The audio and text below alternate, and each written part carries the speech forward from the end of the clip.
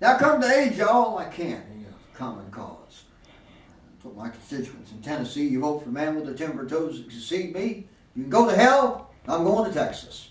And from what I've seen of Texas, it may be the garden spot of the world.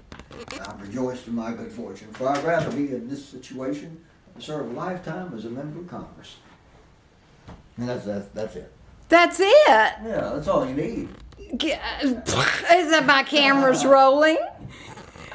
Tell us about the raccoon. No, the raccoon, well, you all like my cap? Yes. I do. See, my head got cold the other night. There was an old buckoon in this tree over yonder. I showed him my teeth at my famous Crockett grin. He jumped out of his fur and it landed on my head. I kept his nose so I could smell better. See, I first learned I could grin down a critter back when I was about 1 or 2 years old. My ma and pa had a hankering for possum stew. They give me this here rifle, old Betsy, and sent me out in the woods to hunt for a possum to shoot at. And I wandered around a good bit that day and didn't see no possum to shoot at. I started feeling a little pecking in the stomach.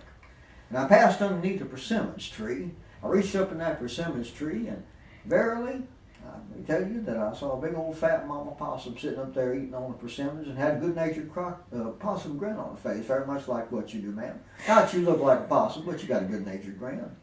So I reached up there and pulled me down the persimmons and started to eat on it. Pretty soon I had a good-natured grin on my face.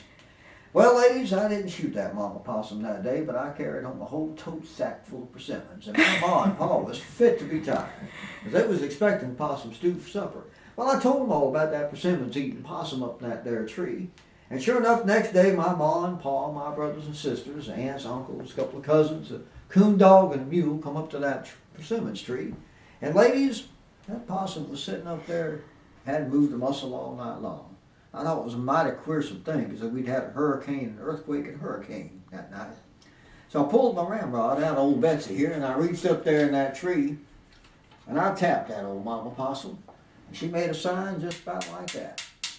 See, that mama possum had froze to death. She had petrified from a good-natured Crockett grin, and that's when I first knowed I grinned down a critter.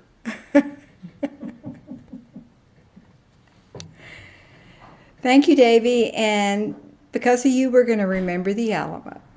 Well, I certainly hope so.